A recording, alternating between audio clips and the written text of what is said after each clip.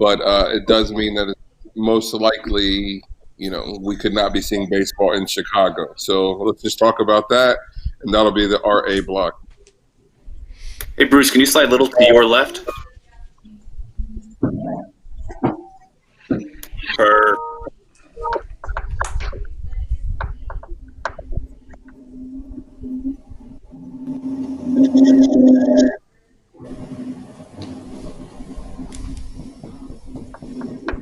Ryan and Tony look like siblings in the side-by-side. Who says we're not? Right?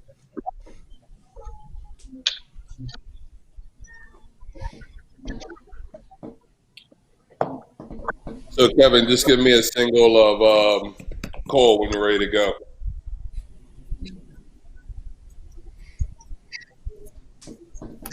Yep, just checking all my boxes one more time. Stand by. Yeah, no worries. What's up, guys? Just a reminder to get them the Smiley's picture. Yep.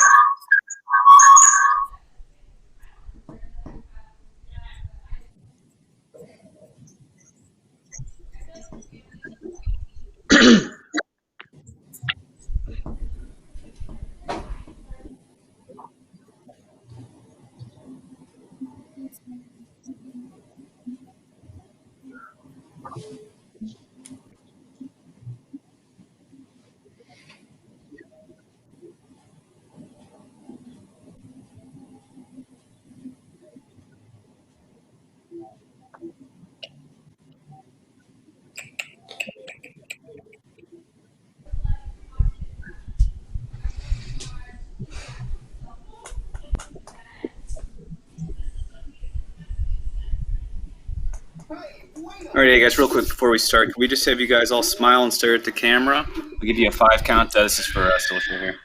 Here we go. 5, 4, 3, 2, 1. Perfect. Thank you. All right, Mike, I'm ready to tell you. Do we want to? Where's the screaming child coming from? Yeah, I was just gonna say, Tosh, be quiet. Jesus. That could happen anytime in my house too. I mean, yeah.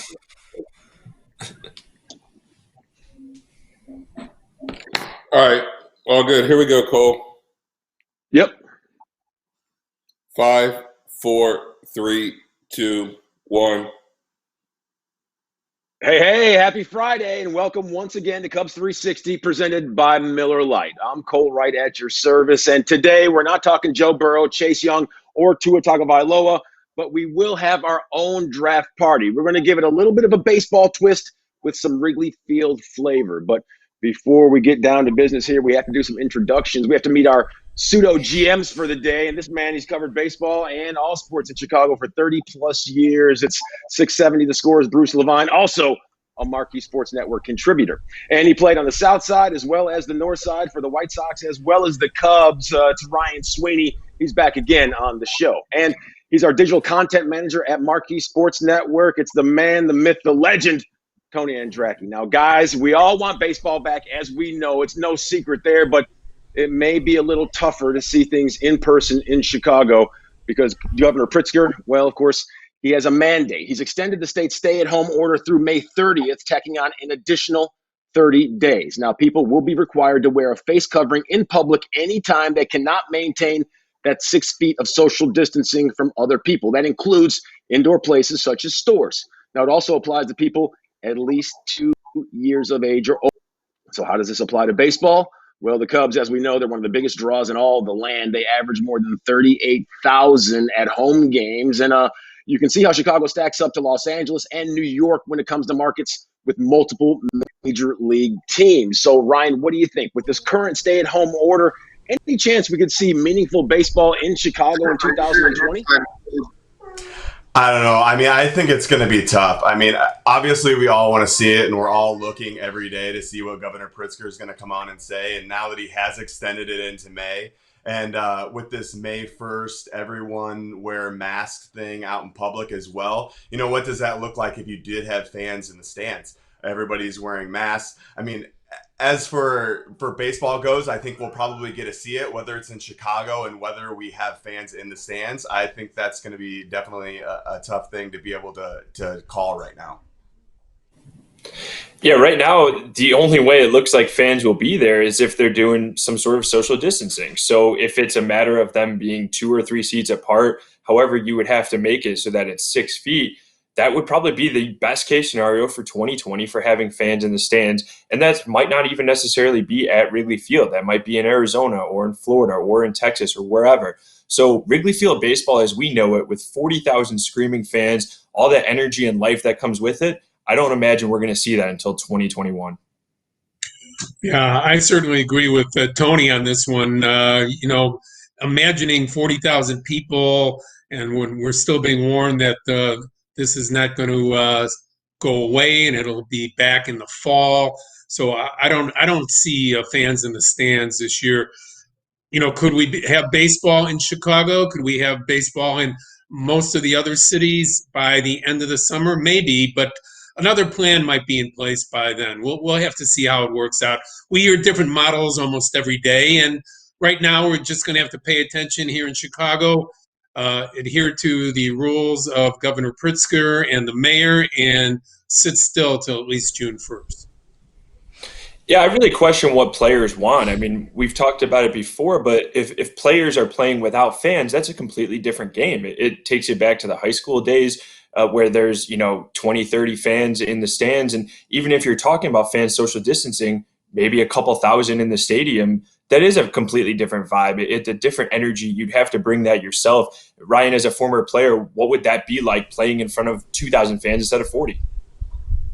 I mean, it definitely throws a twist in there. I mean, when you're not playing in front of fans and you don't have them backing and you don't have them, dictating a game the way that you're out there and you're trying to, build on that momentum, I think it's going to be tough. I mean, I think it's also going to be tough that, if you do have a season and the Cubs don't get to play at home, what's that look like for, home field advantage, or where do they play their games at? Do they go someplace where it's close, or do they go, to the West Coast? How far do they travel? I think there's just a lot of things up in the air. And as far as whether or not they play here, I think it's all going to dictate, numbers and if we can get this thing to plateau. Now, Bruce, we've heard all the different plans that could be in place potentially: Arizona and Florida, Arizona, Florida, and Texas. And then there's just the Arizona model, which we've heard from an ESPN report that is the way that Major League Baseball is leaning, playing in Arizona with no fans. So how do you make up for those lack of fans? Do you pump in crowd noise, or is it something that comes through just on the TV broadcast if and when it goes down? I don't think you can, and that's the problem. The whole energy problem of where the energy comes from the players after the first 5 or 6 or 7 games, and you're playing maybe the same team 8 or 10 times in a row just to keep you in the same environment. It's going to get old, but again, is that type of baseball good enough? Certainly monetizing the sport is secondary to safety for everybody and their health. But monetizing is way up there. And you have to see the practicality of a 60, 80, 100 game season and how people can be safe at the same time. But here in Chicago, I don't expect to see much baseball in the stands. I'm hoping we see baseball, but nothing at all in the stands as far as, the intel from what we're getting right now.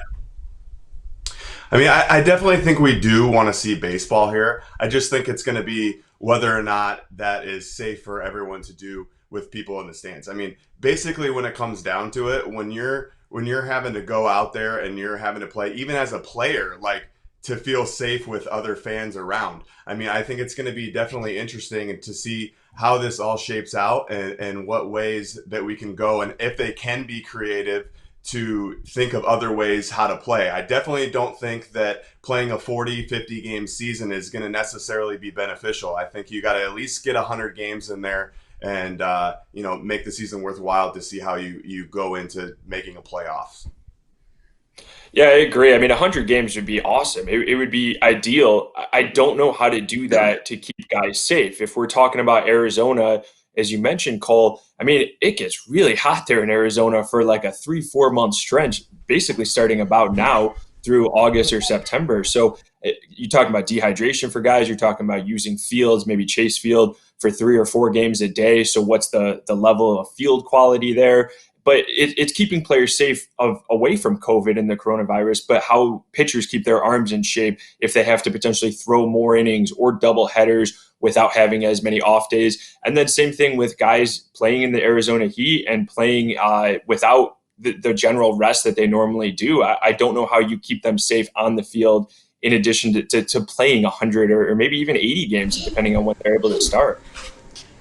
Yeah, it does get hot there in that Arizona desert, so maybe we'll see more night games and more games at Chase Field. Only time will tell, and hopefully time will tell us what we will see and what we want to see, including Major League Baseball. Now, more to come right here on Cubs 360, presented by Miller Lite. And the American Red Cross, they held a blood drive on Friday at the American Airlines Conference Center adjacent to Wrigley Field. Now, the drive supported blood donation need in Illinois is for the COVID-19 pandemic, of course. Now, we could all use some laughs these days, and our guy, Ryan Dempster, well, what's he going to do? He's going to provide them with his big-name guest for his Off the Mound program. Now, this week, Demp, he's going one-on-one with Hall of Famer Greg Maddux and former All-Star Derek Lee. That show's going to debut at 7 o'clock sharp Central Time Friday on Marquee Sports Network. You won't want to miss that. Now, still ahead right here on Cubs 360, who are the biggest Cub killers of all time?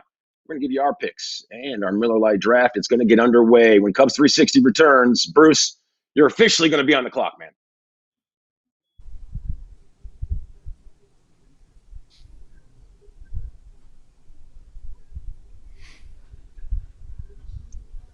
Good job, guys. Good luck. All right, Kevin, let's talk about the traffic here. So Cole's going to set us up, right? He's going to introduce everybody, and then he's going to go to the first topic. Cole, you have just make sure that we have these in the right order. Best Cub to grab a dinner and drinks with, correct? Yep. Any Cub for dinner and drinks. Biggest Cub nemesis. Then it's 2025. Every player's free. Who you want to see in the Cubs still? Okay. Hey, Tony, can you still down So the way this will start, Kevin, are you listening? Let me know when you're listening because I want to make sure we go through this traffic. Okay, cool. So Cole will tee up the topic. He'll go to Bruce first. It'll be Cole, then Bruce, and then we'll go down the line. So Bruce will give his answer. You guys will have about 15 to 20 seconds to give each answer, right? Let's just say 20. Let's take that back. Let's say 20 to 30 seconds to give each answer and explain why. Okay? So then we'll go Bruce, Ryan, Tony, and then Cole will give his answer. And then after Cole gives his answer, he'll set up the next topic. And then it'll go Cole, Ryan, Tony, Bruce, Tony, or Cole. So okay, Cole's not teeing up everybody like it's Cole, Bruce, and then it just Ryan's taking away from him. Correct. He's going to take it from him. Yeah, so everyone just piggybacks. Gotcha. Yep, everybody just piggyback. I'll give you the order on the side, but I just want you to make sure you're ready for that, and the guys are ready. So again, Bruce, it's short as 15 and as long as 30 seconds for each answer, guys. Okay. And Bruce, just to be certain, Gary Guidy was the last major league player to wear a helmet with no ear flaps, right? No idea. Okay.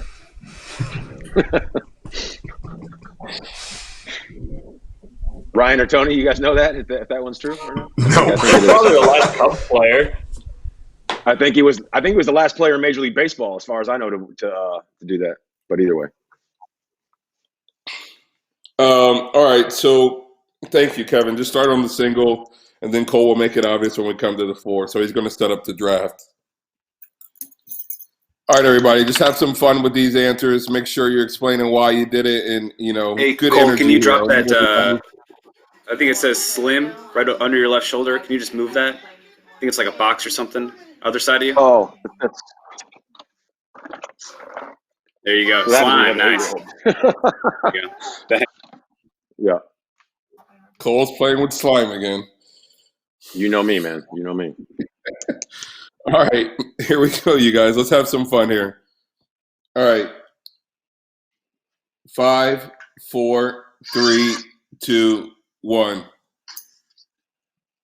Back here once again on Cubs 360, presented by Miller Lite. The NFL draft, it's in full swing. The virtual installment of the draft on Thursday evening.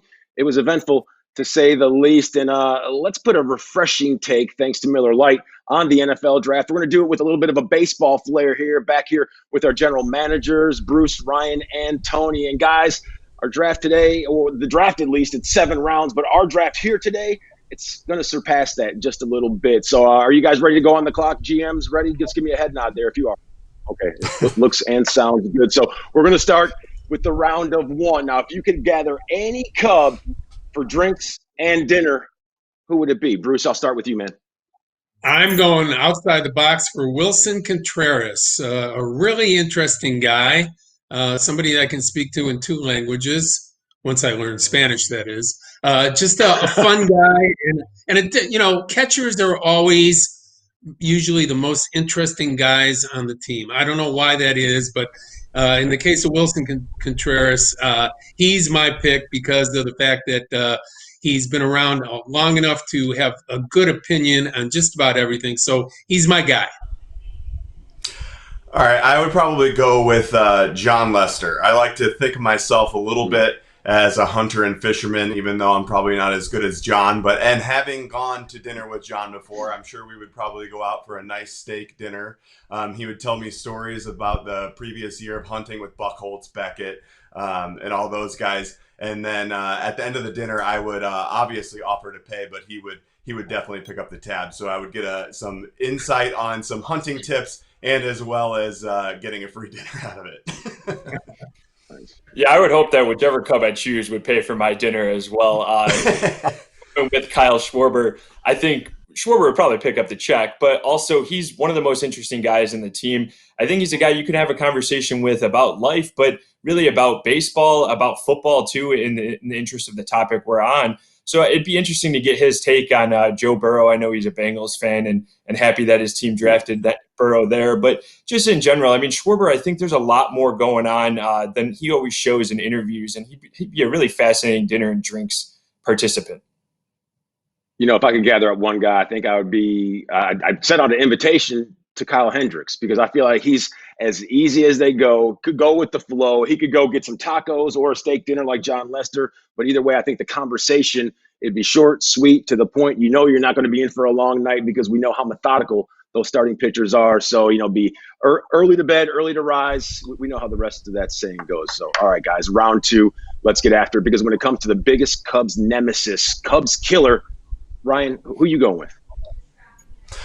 Right now, I would think the bullpen. Last year hurt him a little bit. I do think that there's going to be some guys that are going to surprise you this year. I think they've picked up some low-cost, high-effective Jeremy Jeffries that are going to be coming back after, removed from 2 years. And having a good all-star game. And actually, I think Craig Kimbrell is going to have a better year this year, too.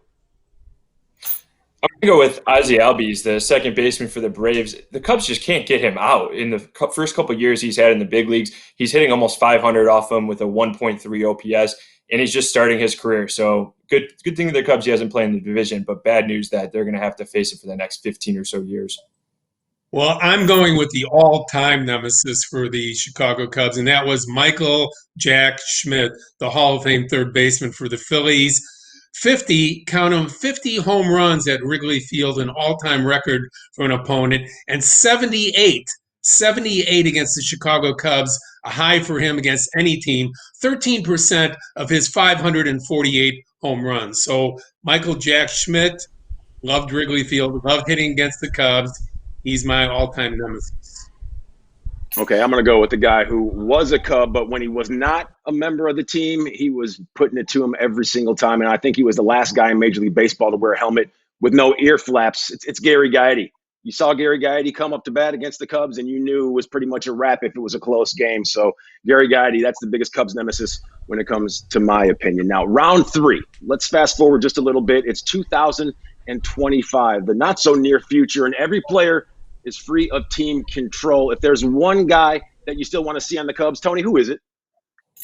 It's Javi. I think he's actually still getting better. I think his baseball IQ will only continue to get better. And even as his athleticism may decline a bit, you could always just switch him over to third base. So Javi, to me, is the answer.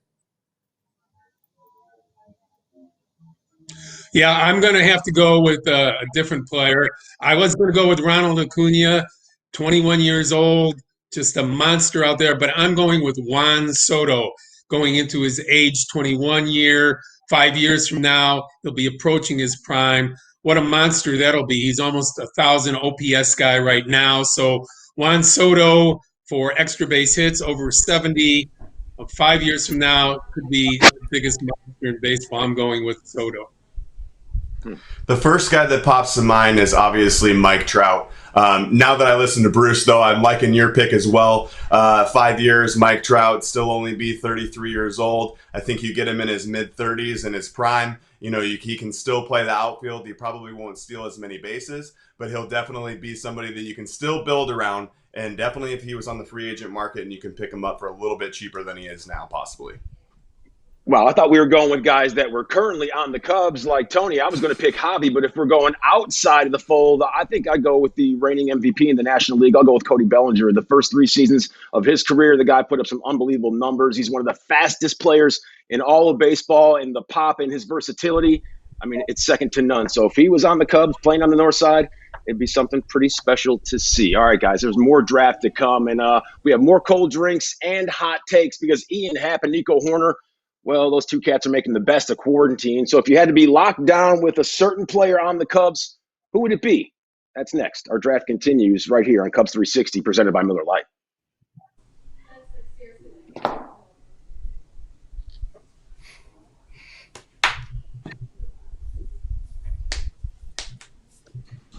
All right, good job, guys. So I'll look good once they put all the graphics on and edit. So same traffic, Kevin Dusold, when we do it this time. Guys, can we just tighten up the answers? Let's just try and keep them to no longer than 15 seconds this time. Just quick explanation why, all right? But we picked up some time there, but we're going to do that exact same segment with 3 different topics. So same order and everything. So, but good job, you guys.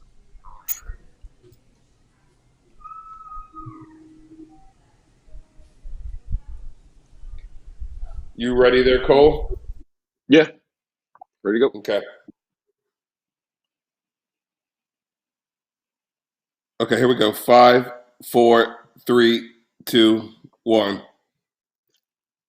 Cubs 360, presented by Miller Lite, rolls on. Our Miller Lite refreshing take on the NFL draft, MLB style. It continues because our GMs, they're in their respective war rooms. It's Bruce, Ryan, and Tony back here on the show. And guys, let's hit that 4th round because let's imagine, at least for Bruce and Tony, that you are a member of the Chicago Cubs. Now, when it comes to a walk-up song, Ryan, you could indulge us when we get to you. But can you give us a song that you would like to stroll out to the plate to? Bruce, what do you got? Me? I got the Surfing Bird. You got to know that song. I mean, it's only 55 or 60 years old, but that's my song. I was hoping Malik could play all of them for us, but he says no go on that. But Google Surfing Bird, and I think you'll get into it. Whenever I played it, I always wanted rap. I always wanted something that was going to get the crowd pumped up. So I would probably pick Money in the Bank by Drake and Rick Ross. I'm a big Drake and Rick Ross fan, so that's my pick. Mm-hmm. Yeah, I'm going to follow Ryan's lead here and go rap as well. I'm going to go Lose Yourself by Eminem. It was my walk-up song in high school. Unfortunately, I didn't get to use it much because I didn't play much, but it's something that always jacked me up and really got me going. You guys had walk-up music in high school? Unbelievable. You only get one chance. Don't miss your shot to blow right there. But I'm going to go with Wu-Tang Clan and Triumph, the instrumental, because once that hits, it's their opus as far as I'm concerned. Never mind that first album.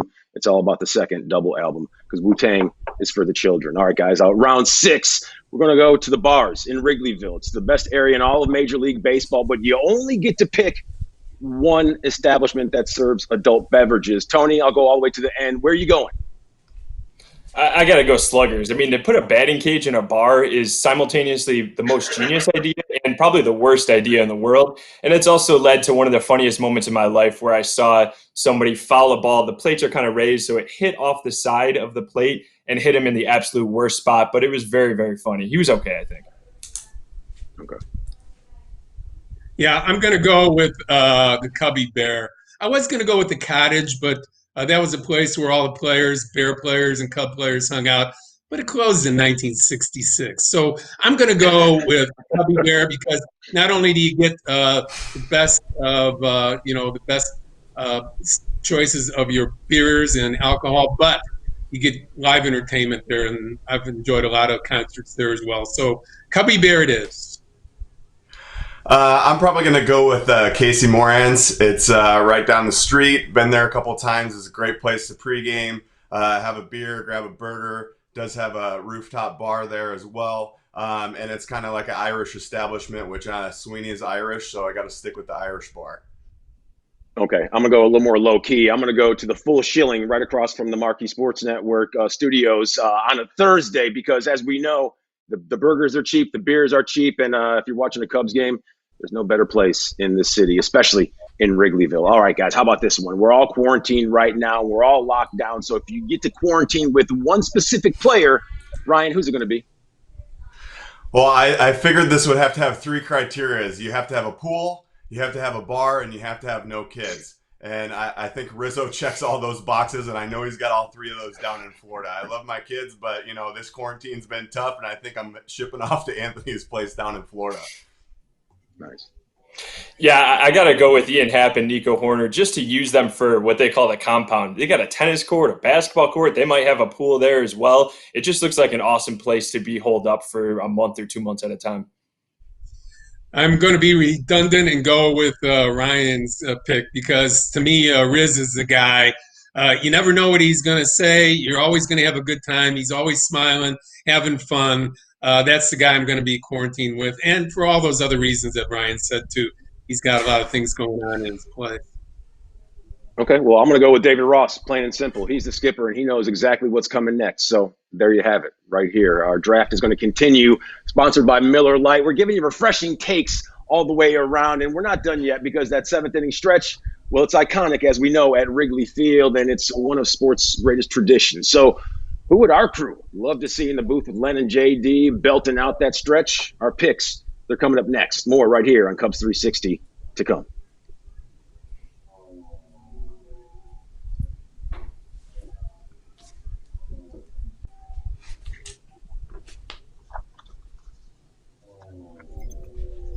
Good job, guys. You jumped the order at 1 round there, Cole. I did. That's why I doubled back. My mistake. No, it's all good. We made it. It'll work. We made it work. All right, so we picked up some time here. So we're just going to have time for the 7th inning stretch. All right. Okay. So you guys we'll just go down the line on this one. Actually, let's go back down the line. So we'll go Tony, Ryan, then Bruce. Okay, you guys will each have about 15 to 20 seconds to explain your answer. And then that should do it for today. All right, you good there, Cole? So just reset up the draft. Yep. You got it. The 7th round. And then we're going Tony, Ryan, and then Bruce.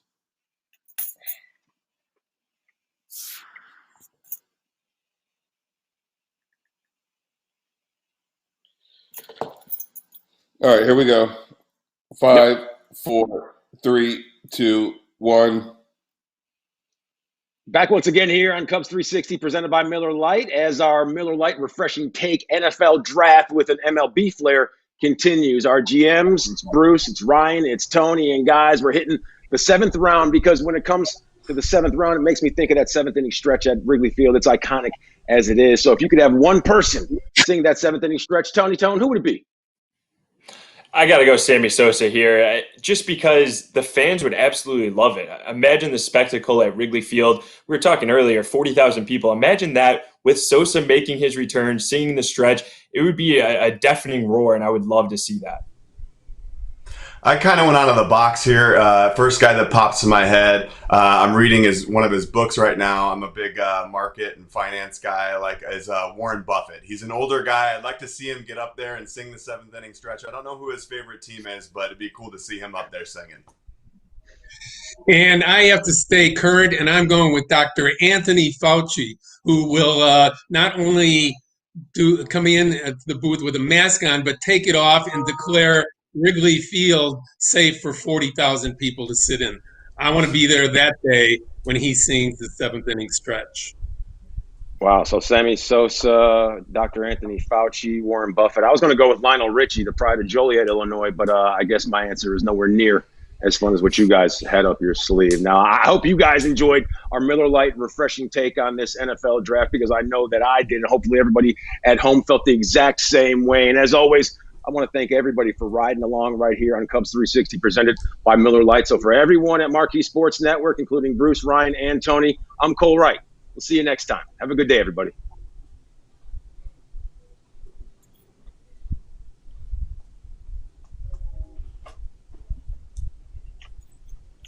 All right, you guys, good job. Way to get through that. Nice show. That's good. Good fun stuff. That'll look great after it gets posted. All right, everyone, just take 5 minutes, and then we're going to start the next show here shortly. Okay? You want to change outfits? I'm going to go change shirts just in case. Malik, you want me to change clothes here? I mean, it's your call. I don't feel that you need to. It's not going to run. I mean, it's a Friday show. It's going to run today. Even if the worst comes to worst, this next show is not running till Monday. So, got it.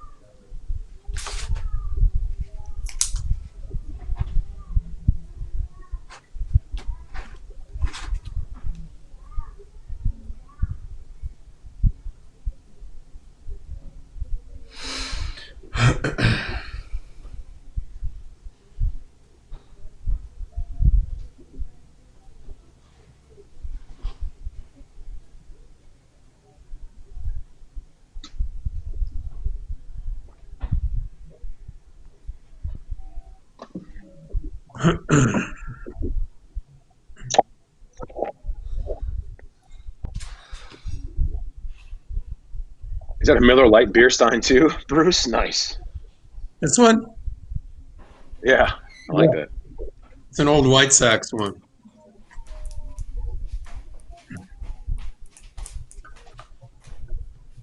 I guess I can use that during the segment, right? Right?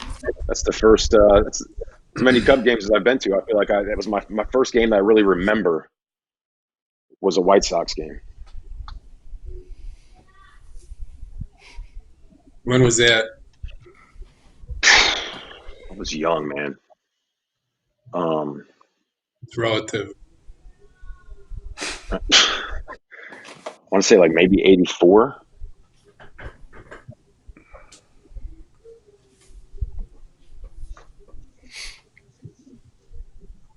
It could have been. Bruce, you're going to try these Clorox chewables?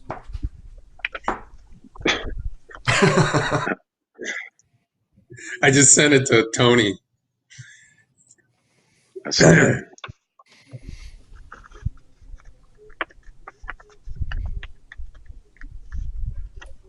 They'll clean you out. Yeah, we more get a ways bright than light, something. It'll clear my acid reflux and also my bowel obstruction as well. Be good. hey, it's John Olerud. Nick texted us. I couldn't see it because I was timing the show. I was just going to say that. John Olerud. What happened, John Oliver? I knew that. First one without You said one of the last guys, but you were right. But I knew it was Olerud. What about Olerud?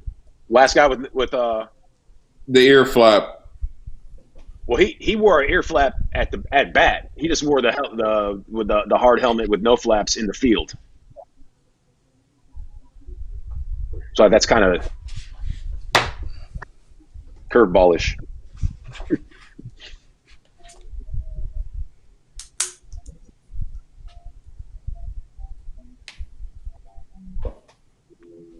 You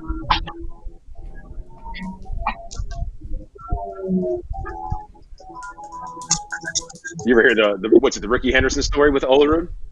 Where he's like, man, I played with a guy like you in Toronto, who just wore a helmet like you in Toronto when he was on the Mets with him. And Olerud was like, yeah, that was me. Well, apparently the story is not true. That's not true? Oh, it's not?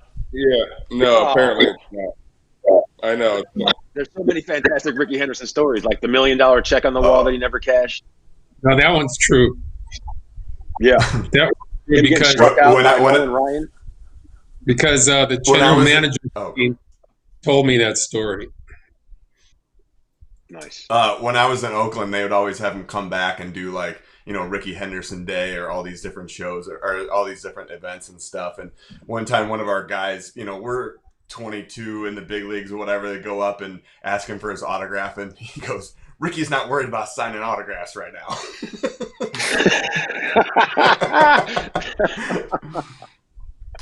He's the only dude who can talk in third person where it's like it's terrific. Yeah, we're like, all right, we'll catch you after you go out there and do your introduction then. Ricky the legend, man. What do you say, Ryan? I tweeted out. Ryan, did you ever get an autograph from him, or? I didn't. Now looking back on it, I wish I would have got a lot of different guys. I just never really got a whole lot of autographs from dudes that I played with. I mean, I did get some, like I think like Nomar Garcia Parra and Jason Giambi and Frank Thomas and those guys, but Nice. I didn't really collect a whole lot of memorabilia. I just felt like I didn't want to bother them, Yeah, but Frank. How about this told one, me- Ryan? Go ahead, Bruce. I said Frank told you you had to get his autograph, right? Yeah, I got him to sign a bat. Actually, it wasn't when I was with the White Sox. It was when he was in Oakland at the end of his career. I got him to sign a Hoosiers 500 home run bat for me. That's awesome. He was one of the clean ones. Yeah. Yeah, Frank Thomas was the man.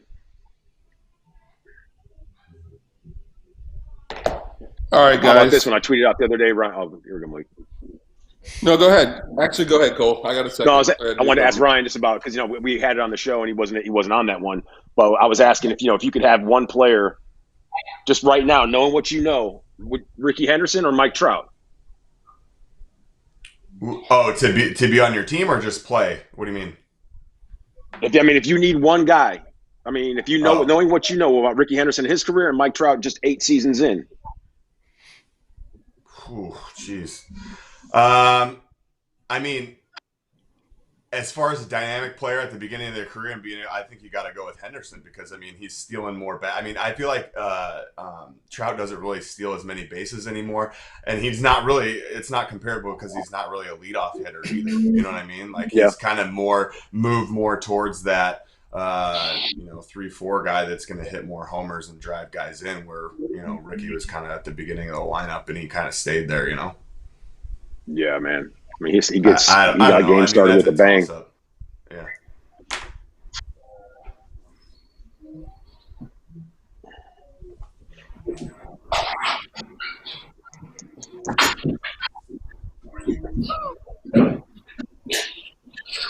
All right, so this A block here, boys. We're talking. Cole's going to set everybody up, and he's going to show some notable off-season decisions that have happened, made or not made, and then we're going to have a conversation with you guys about, basically based off of everything you know now, who do you think has been the winner and losers of the offseason so far and with this extended offseason. So, the Cubs haven't traded Chris Bryant. The Mookie Betts trade is if he never plays for the Dodgers, how's that looking for the Red Sox and so forth. So there's a lot to chew on here. And we'll just do that here in this block. Cole, let's do it again. Let's go Ryan, Tony, and then Bruce again. Let's go Ryan first. Are we doing both our winners and losers, like you were saying, at the same time, or just like winner first and then loser? No, it's just a conversation. So okay. Yeah, yeah. So just however you want to, bring that into the conversation, it's cool, Tony. So Cool. we'll have about 7 minutes here to chat, so plenty of time to get both sides of your arguments in. So, all right, Kevin Dusold, you ready? I'm all good. All right, here we go, guys. Let's do this show number 2. Just remember, good energy here as well, okay? All right, Cole. 5, 4, 3, 2, 1. Ah, yes, the time has arrived. It's time for another Cubs 360 presented by Miller Lite. And as always, I'm Cole Wright at your service. Now, today, we're going to head to the South Side and talk about those Chicago White Sox and their $300 million offseason. And we'll also touch on the fact, should they be a little bit concerned? Plus, when it comes to power numbers, we haven't seen anybody hit 60 or more home runs in quite some time. And we're going to ask the panel if we think we'll see it anytime soon. And speaking of the panel, let's go around and do some introductions because he knows a lot about sports in Chicago. He's covered them for over 30 years. He's a Marquee Sports Network contributor. It's Bruce Levine. And when we're talking about the White Sox, we have a good guy to bounce some things off of because he played for the White Sox and the Cubs for a pair of seasons for both. It's Ryan Sweeney. And he's the digital content manager for Marquee Sports Network. Ladies and gentlemen, Tony Andracki. He's a mainstay on the show, especially when it comes to Fridays. But this time around, we're going to start this show off as we All right, head let's west. drop Because down. as Let's we drop know, down. Hey, I was just typing that to you guys. I should have reminded you. Just Cole, no Friday, no today. Remember, this is generic. that's why I tried to, as soon as I said it, I tried to like pivot and say, I know, but today, because it wasn't, Yeah, it was like it wasn't a Friday. No, it's all good. And you said today at the first. I was really typing it right there, but I meant to remind you guys. Here we go. We'll start again. Everything else was cool. You can still say today, though, right? Because today could apply to any day. I get that. Yes, you can. But you know what I mean. Okay. You know where I'm coming from. Gotcha. Okay, cool. Here we go.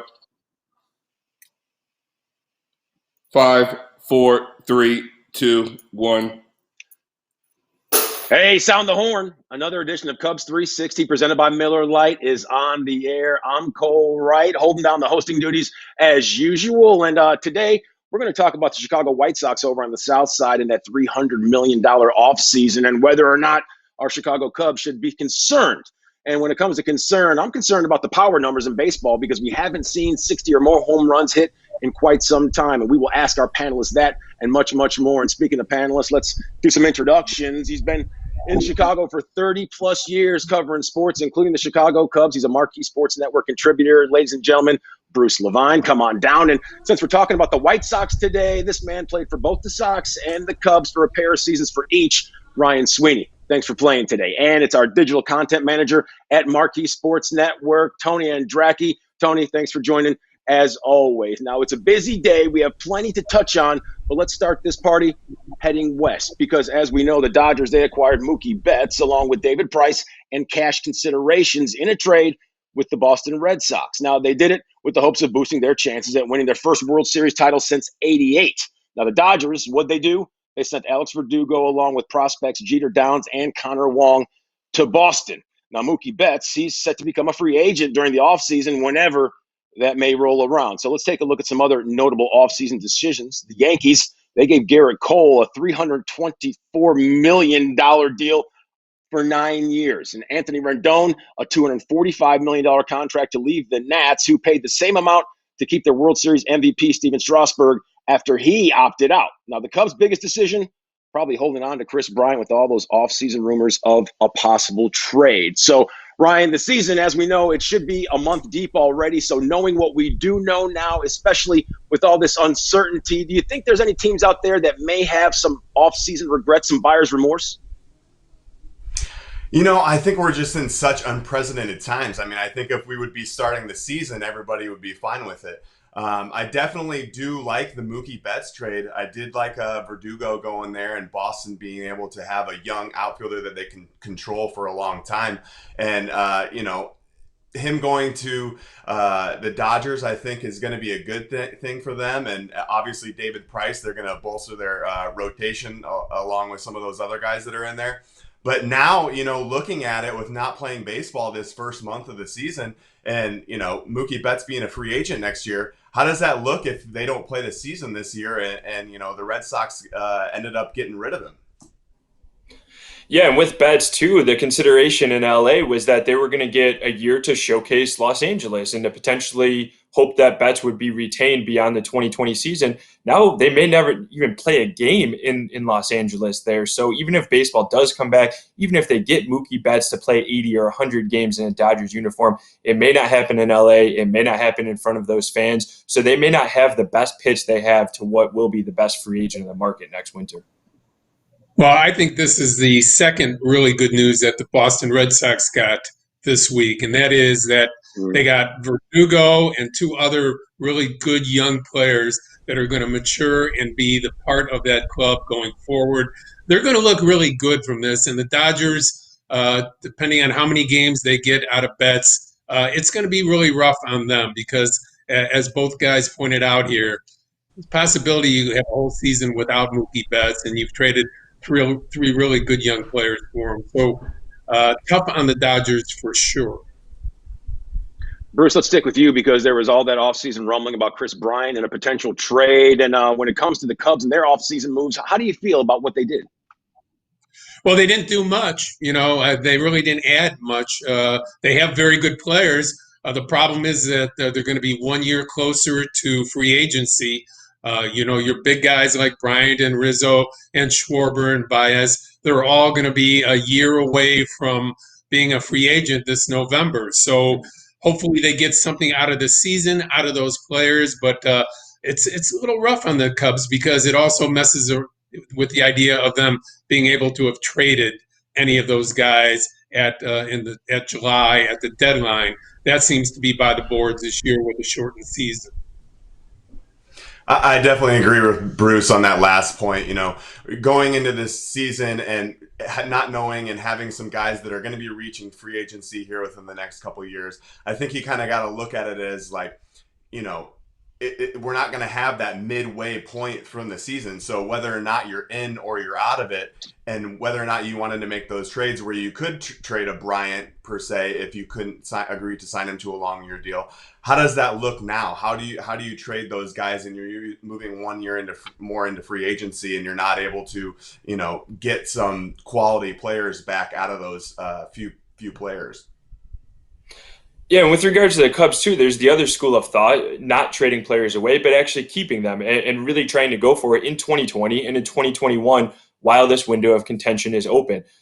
It's going to be a lot tougher to do that now because as of right now, 2021 seems like it's going to be a regular season, but we don't know if 2020 will. If there is a season even played, if it's only 80 games, how are the Cubs built for that better than, say, the Dodgers or even in the division, the Cardinals or the Brewers? We don't really know. So it could be a lost year in this window of contention overall, even if baseball is played, because nobody plans for an 80-game season. They plan for a 162-game season. Yeah, the teams that are really helped the most, I think, are the Yankees and the Angels because, the Angels, they have Ohtani. The Yankees have those injured players coming back. That's going to be huge for them when they do come back. They get Paxton back. They get Judge back. They get Stanton back. All of them should be healthy and ready to go when this thing starts. So a shortened season certainly going to help them. And then Ohtani, supposedly ready to pitch by May. Now he might be able to pitch a quasi whole season, whatever that truncated season looks like for the Angels this year. Well, and also being pushed back, the season, you got a lot of guys that possibly wouldn't have started the season or wouldn't have been able to play for the first couple months that now have had time to heal and be able to get better. And then now, if we do play the season, are going to be in there. So it's going to come down to, who sets themselves up for that shorter window and that shorter game season. Obviously, at the end of the season, you're not going to have guys as tired as you would before, and guys are going to be more fresh going into the playoffs if we do play, say, a 50 to 80 game season. Well, I think it's safe to say that Tony, Bruce, and Ryan, you guys know all about how to segue from segment to segment because coming up next right here on Cubs 360 presented by Miller Lite, they were banged up before everything shut down, but Will they be ready once the season starts? Who's benefited the most from the delay, teams and player-wise? That's next, right here. You're watching Cubs 360, presented by Miller Lite.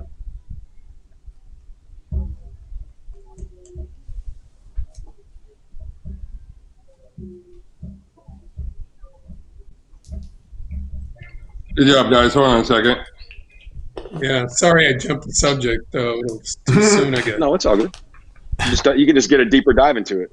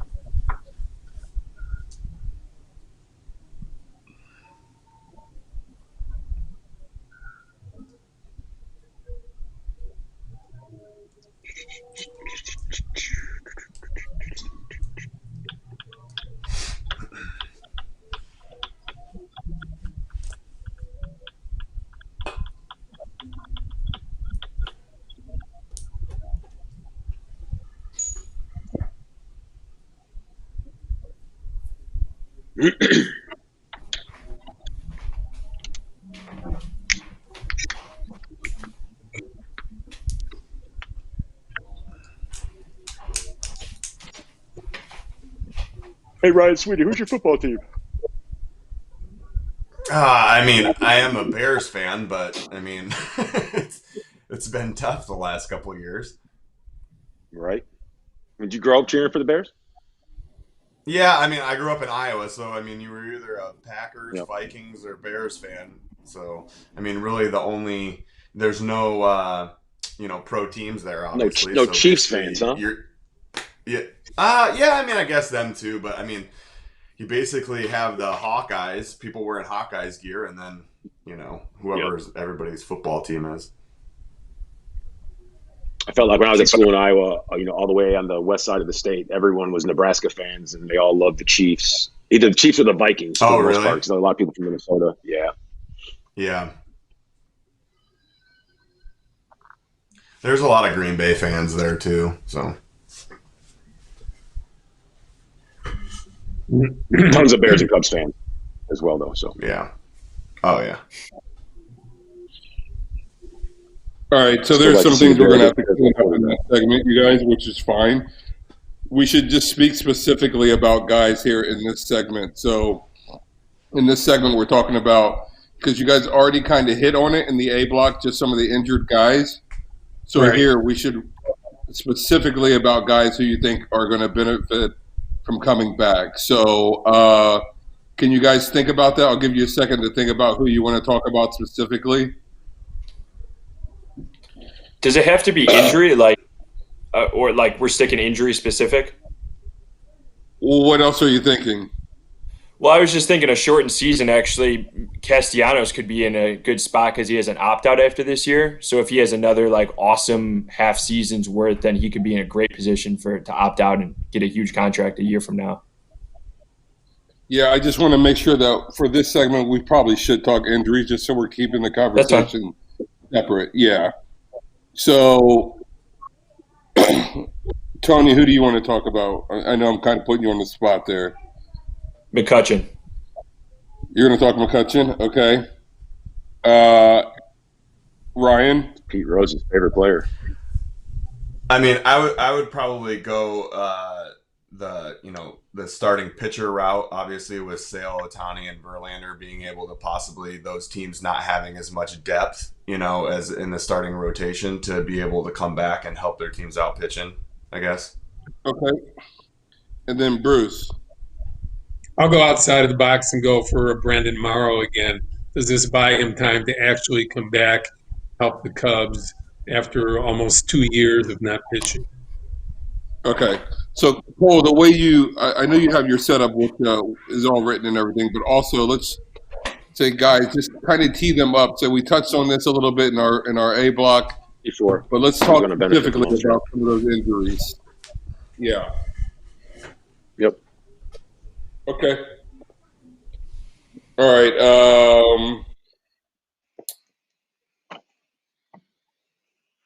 And guys, feel free to expand on your point here. So we'll have about 4 minutes or so for this segment. So you guys have plenty of time to talk about who you want to hit on. All right, Cole. Here we go. 5, 4, 3, 2, 1. Back here on Cubs 360, presented by Miller Lite. Now, when it comes to a few major league teams, I think they may be somewhat relieved because of the shutdown. Because before everything, let's start one more time. My bad. I'm sloppy. All right, here we go. 5, 4, 3, 2, 1.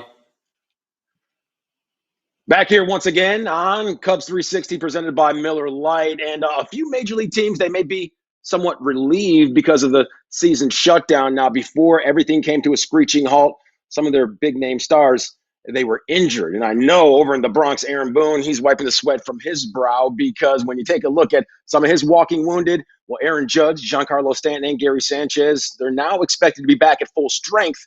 That is if and when the season begins. The same holding true for the aces, Max Scherzer, Justin Verlander, and Mike Clevenger. Now, Eugenio Suarez inflicted pain in 2019. He went yard 9 times against the Cubs, and he's ready for some more with his shoulder, of course, on the mend. And Shohei Ohtani, well, he could be ready to pitch again once the season starts. He, of course, he spent 2019 as a designated hitter after having Tommy John surgery. So back here with the gang, Bruce, Ryan, and Tony. And Bruce, of the guys that we saw, who's going to benefit the most, do you think, from this shutdown? Well, I'm going outside the box and bringing it back to Clark and Addison with the idea that Brandon Morrow, after 2 years of not pitching, 2 years and numerous arm injuries, including this spring another shoulder injury and a leg injury, he continues to fight. He's on a make-good contract with the Chicago Cubs. He still has that 97, 98 on his arm. And what would be more refreshing than him being able to come back and help set up Kimbrel in that Cub bullpen, another veteran arm that they could use. So it's way outside of the box, but I like the grit of Morrow. I like the idea that it's not about money, but the fact that he wants to come back and contribute again. He's got as much guts as anybody in baseball, pitching through injuries his entire career. So Brandon Morrow, for me, would be the guy making the big comeback. I'm going to go with Andrew McCutchen here. It was such an unfortunate injury that Kutch had in the middle of that base running, the pickle that he had. It was just awkward looking, tore up his knee. He never really got the opportunity to show the Philly fans what he was able to do over the course of a full season. And just in general, he's one of the most fun and likable players in baseball. So I think the sport and Phillies are better with McCutchen. With the season being delayed as much as it has, he's for sure going to be back, I assume, whenever baseball starts. And he probably will be able to play every day because he'll be so far past that knee injury. So whereas before, if it started on time, maybe he wouldn't have been ready right away, or he would have had to take a day or two off in the early going. So I think McCutchen's the best, the winner out of this. I think I'm probably going to go with the starting pitching route. There was a lot of big name guys that went down in spring training, or maybe even before that. You got guys like Chris Sale, Ohtani, and Verlander. I think those teams with possibly maybe not having as much pitching depth with, a 4 or 5 or 6 guy that they can count on and or rely on, to have those guys to have the significant injuries that they have or had and be able to come back and have these extra couple months, say 2-3 months off before we start playing again. I think it's going to be huge for them to get those guys back in the starting rotation. There's other guys that you can look at. I agree with Ryan about the big pitchers. Verlander, certainly Scherzer getting back. Those are the aces. They're older pitchers. Goes back to the equation of more time to heal and less time on the mound this year because of the truncated season. That could do nothing but benefit those two veteran guys as well. So those are guys to look at certainly when we talk about this subject. Yeah, definitely. And then, I mean, the Yankees in general, as you already mentioned, Cole, they have all of those guys plus James Paxton, and they seem like they're going to be in a much better spot. Hopefully, we do have a season, and whenever that season starts, because they won't have to put as much taxing on Gary Sanchez behind the plate or Paxton in the starting rotation in general. So I think they're built up better, especially with Garrett Cole, to really almost run the table in a shortened season. Yeah, there is a silver lining in this dark quarantine cloud. It is the fact that guys get to rest and recuperate and get ready for whenever the 2020 season actually takes place. Now, still more to come right here on Cubs 360 presented by Miller Lite, including who's better? Is it the Cubs or is it their neighbor down the red line? That's the White Sox. Now, after a bold offseason, have the Southsiders passed up the Cubs? Should Ross and company, should they be concerned? Of course, a discussion. It will ensue next right here. You're watching Cubs 360.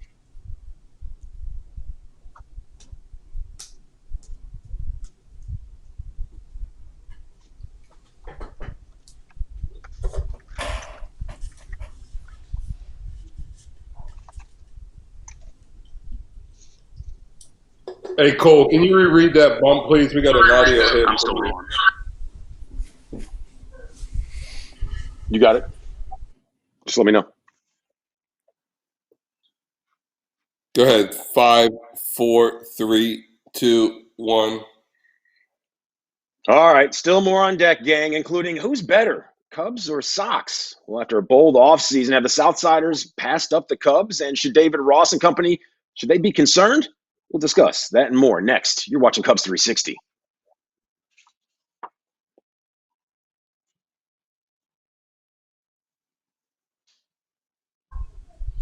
All right, guys. So a couple more segments here. So this segment, we're just talking about the Cubs and White Sox rivalry and how it's progressed with some of the stuff that happened in the offseason and how it's progressed recently in the last couple of years.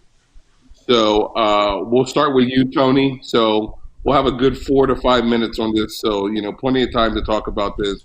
So if you guys want to kind of hit on the offensive side first, maybe that's good. And then I'll re-tee Cole to get in there and we can start talking a little bit about the pitching, okay? So we'll kind of break this up. So let's deep dive into the lineup first because that's what we're going to be reacting off of. And then eventually I'll have Cole re-tee somebody up on some of the pitching for both teams. Hey, Tony, can you tilt down a touch more? I'm sorry. Just a little bit. Yeah, no problem. Who do you want me to start with, Malik, again? Tony. Even match? Tony? Yeah. Will you give me 30 seconds? You got it.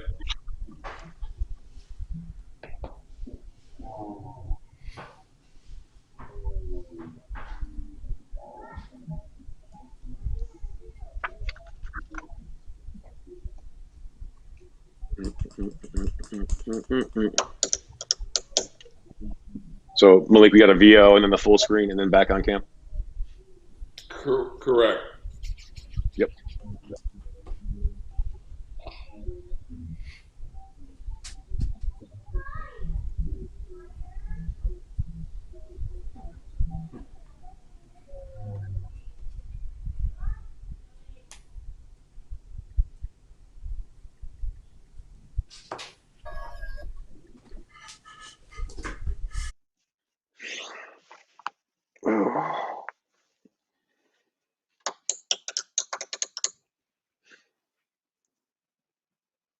It's getting hot here this week, Malik. Yeah, ball good, man. Yeah. Say again, Kevin. Yeah, I'm Okay.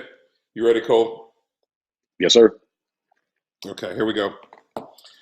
5, 4, 3, 2, 1. All right, back here in Cubs 360, presented by Miller Lite. Now, the White Sox, well, they spent more than $300 million since the 2019 season concluded. Now, one of their biggest pieces was they landed former Cy Young Award winner Dallas Keuchel. Now let's have a look at this, because after missing out on Manny Machado before the 2019 season, Rick Hahn, he was bold when it came to those moves. Get your calculator ready, because Jerry Reinsdorf, his checkbook was busy. 4 years, $73 million for Yasmani Grandal at the catcher position, and 3 years, $55.5 million for Keuchel. Now, Edwin Encarnacion, Steve Cishek, and Gio Gonzalez, they were signed for $26 million combined before the season. And the Sox, they also traded for Nomar Mazara. Now, they brought back Jose Abreu on a $50 million deal, and Luis Robert, well, he received a $50 million contract, one that could be worth as much as, get this, $88 million before he's even played a major league game. And Yohan Moncada, he got a $70 million extension 1 week before the shutdown occurred. So timing, it was perfect for him. So news team assemble back here with the guys. It's Bruce, Ryan, and Tony. And let's head south on the red line for our Miller Lite refreshing take of the day, because we saw what we just saw, and the Cubs and White Sox, they're now an even match. Tony, I'll let you lead it off. Yeah, it's going to be a lot of fun. Hopefully baseball happens. It's been since 2008 that we've seen the Cubs and White Sox both be contenders in the same season. And I think the offense is going to be a huge reason for both of these teams. Right now, I'd still take the Cubs. I really love Bryant leading off in that 1 through 5. But in the future, beyond 2020, I like what the White Sox are doing, especially when you have Robert going to be able to play major league games right away. And then the fact that Nick Madrigal is coming up, and we don't really see guys like Madrigal right now who have extreme contact ability and don't strike out. I'd love to see what kind of element he brings to that South Side lineup. I definitely agree with Tony. I'm kind of biased towards the Cubs right now. I mean, I know on paper, the White Sox made a lot of moves. I would still take, Baez, Rizzo, Bryant, Schwarber, top 4 against any of those guys. You're definitely going to see a lot more, smash in the lineup there with Grandal, Encarnacion, and Mazara. I definitely think there's going to be great competition there, but I think as we've seen, like with the Dodgers, you can add as many guys as you want and spend as much money as you want. Ultimately, they've got to play together. The Cubs have played together. They've been there. They've done that. I think the White Sox are going to be good, but we have to see. The White Sox made the most important offseason acquisition for them, and maybe one of the best in Major League Baseball, right away in November when they signed Grandal to that 4-year deal. So he not only gives you power from both sides of the plate and flexibility to be able to catch or DH or play first base, but he brings you the good defense behind the plate as well. So McCann is still there, a veteran and an all-star last year, but this guy frames better than anybody in baseball. So as long as we don't have automatic umpires behind the plate, he's going to be relevant there. That was huge, getting him. And then you have the veteran in Encarnacion coming in as a DH, and he's an automatic 30-90 guy, bringing his veteran presence. But the offensive guys they brought in also were winners elsewhere, which is a big, big part of helping these young guys take the next step on the south side of Chicago. Yeah, I think, Bruce, you hit the nail on the head with Grandal because of what he can do defensively and help this young pitching staff along. I mean, Dallas Keuchel will as well, but the tandem of Grandal and James McCann behind the plate, the veteran leadership they can provide, the Lucas Giolito's, Ronaldo Lopez, Dylan Cease, Kopech when he's back and healthy, I think that can be huge, and it can. You can't really put a finger on that. You can't put a number on exactly what they can provide. Obviously, pitch framing is huge, but just coaching these guys along to help the pitching staff really realize its potential. Okay, Tony, you touched on the pitching staff. So, Ryan, I'm going to bounce things over to you. We talked about both teams offensively, but what about when it comes to the staff? Which team has the edge there? Well, I think it's definitely huge that the White Sox added a couple left-handed pitchers. Now, Gio Gonzalez, I mean, I came up with Gio. He's been traded in and out of the Chicago White Sox system, I think, at least 3 or 4 times now. But getting him and Keuchel, I think, is going to be huge. Definitely with those guys being able to, have a deeper depth going into their rotation, I think that's going to be big for the White Sox. I think there's still a couple question marks up for, who's going to be the 4th, 5th starter for the Cubs. So, I think I got to give that one to the White Sox right now with adding on that, that extra depth there going into those 5 guys. Yeah, Ryan's certainly right about those two starters, but adding Steve Cishek is an underrated add to an already good bullpen with Bummer coming on as probably one of the top young left-handed pitchers in the game. He's going to be a superstar behind those veteran guys there. But adding Cishek with his veteran presence and rubber arm is certainly huge to get right-handers out. And knowing that you have to have now in the game this year and going forward a guy that has to pitch one inning, no more specialists. So Cishek can pitch that one inning and get the left-handers out as well as the right-handers. I like that ad. Yeah, it's going to be a fun rivalry in the years to come. We'll see how this thing all shakes out. Now, still more ahead right here on Cubs 360, gang, because nobody has more 60 home run seasons than Slam and Sammy Sosa. And nobody's hit 60-plus since Sosa and Bonds did so, and it was quite some time ago. So will we see that again? Of course, we're going to talk about it next, right here. You're watching Cubs 360, presented by Miller Lite.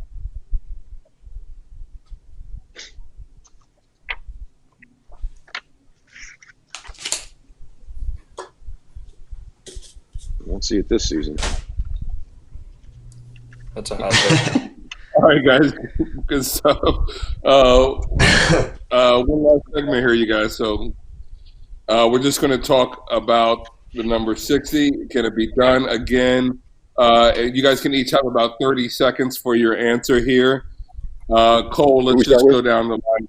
Yeah, so let's go Tony, Ryan, and then Bruce. Gotcha. Hey, Ryan, just make sure you're looking into the camera when you speak all the time, if you don't mind.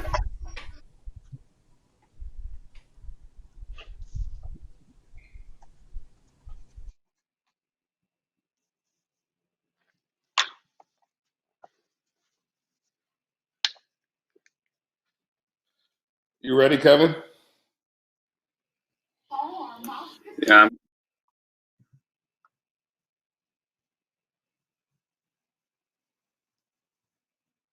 Okay. Was that a yes? Sorry, broke up a little bit there. Yeah, I'm all good. Ready when you are. Yep. All right, cool. Good energy here, guys. Last segment. Yep. 5, 4, 3, 2, 1.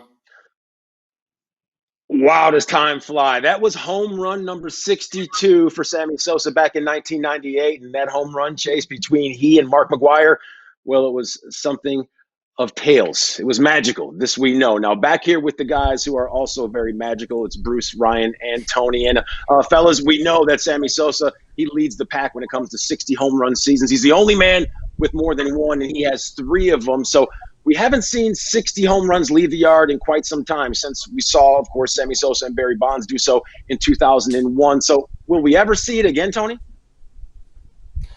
To me, this question's all about the baseball. What baseball are we using? If it's 2019, then sure, it's certainly possible. But even that being said, I mean, 2019, the leader was Pete Alonso, and I think he had finished with 53, 52 homers, whatever it was. So he still was almost 10 away. So we've only seen 5 50-homer seasons in the past decade. I'm going to say no, even with the 2019 baseball or whatever they do to it, I don't think we're going to see a 60-homer season again. You know, the one thing that I do think is I agree with you there. I don't think we're probably going to see one, but I do think that if Stanton can play a whole season and he can be healthy and he can be there in New York with the way that he can spread the ball and how far he can hit it, that opposite field there in New York, I think he's got no problem. If he can play 162 games, he can somehow get to 60. I just got to think that's possible with how he hit when he was in Miami and how big that stadium is there. For him to play a whole year in New York, I think that would be huge. You know, Ryan's right about him, but can he stay healthy? The odds are probably against him. Another guy that has to stay healthy and can do it is Mike Trout. 45 home runs last year in about 118 games. That's my guy. If he can get 700 at bats, 650, and stay healthy, and the ball is legitimate, I think he's the guy that can hit 60 home runs. You got Acuna, you got Soto that are young guys coming along, but Trout would be my pick right now to hit 60 home runs. I think it can be done again. There you have it. Mike Trout shouldering the load and the hopes of baseball into the future. And guys, our time here on Cubs 360 presented by Miller Lite, well, it's run its course. So for everyone at Marquee Sports Network, including Bruce, Ryan, and Tony, I'm Cole Wright. Enjoy the rest of your day, everybody.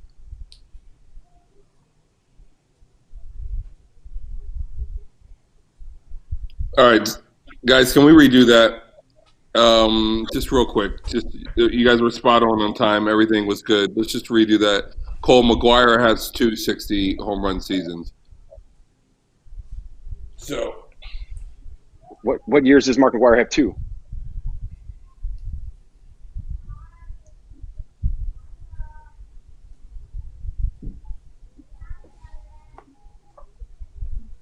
hold on, I'm getting it for you.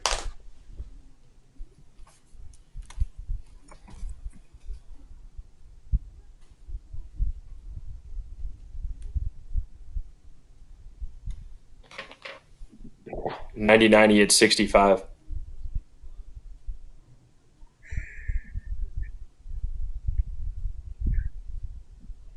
'98 and '99. So all good. Yeah, Let's just do that 98, one more time. My apologies. What the? It's all good. Everything else is spot on time, you guys. So good energy that last segment. One last time.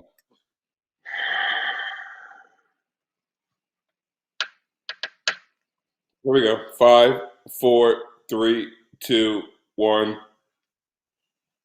Boy, oh boy, does time fly. That was 1998, and that was homer number 62 for Sammy Sosa. Now back here on Cubs 360 with the guys, Bruce, Ryan, and Tony. And that chase between Sammy and Mark McGuire, it was a thing of legend. So we haven't seen 60 home runs in quite some time, since 2001, when Sosa and Bonds both did the deed. So, Tony, what do you think? Are we going to see someone go yard 60 times in a season again?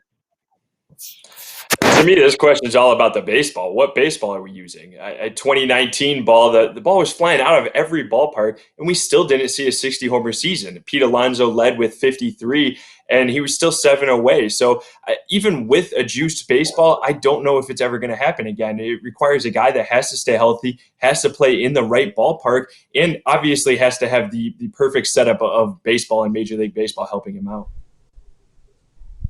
I definitely agree with Tony there. I think it's all about that staying healthy key. I do think there is one person that could possibly do that, Giancarlo Stanton. If he can stay healthy for a whole year and play in New York, and the way that he sprays the ball around the field, that right field, down the right field line in New York with it being so short, I think he would have no problem hitting 60 home runs, especially after the numbers that he put up with 50-plus home runs when he was in Miami. Yeah, he hit 59, and that was darn close, but it's going to be difficult to do it. My guy would probably be Mike Trout, hitting 45 home runs last year in a relatively small amount of games. He missed almost 40 games last year, or a little more. So if the ball stays normal, Mike Trout is my guy. He's still very young, still not hit his peak. If somebody can do it, I think it's Trout. It's a difficult thing to do, but Mike Trout's my pick to hit 60 home runs. I think he'll do it. Well, apparently all roads lead back to Mike Trout. He's like baseball's Luke Skywalker. He is the new hope. Now, our time here on Cubs 360, presented by Miller Lite, it has run its course. So for everyone at Marquee Sports Network, including Bruce, Ryan, and Tony, I'm Cole Wright. We'll see you next time. Have a good one.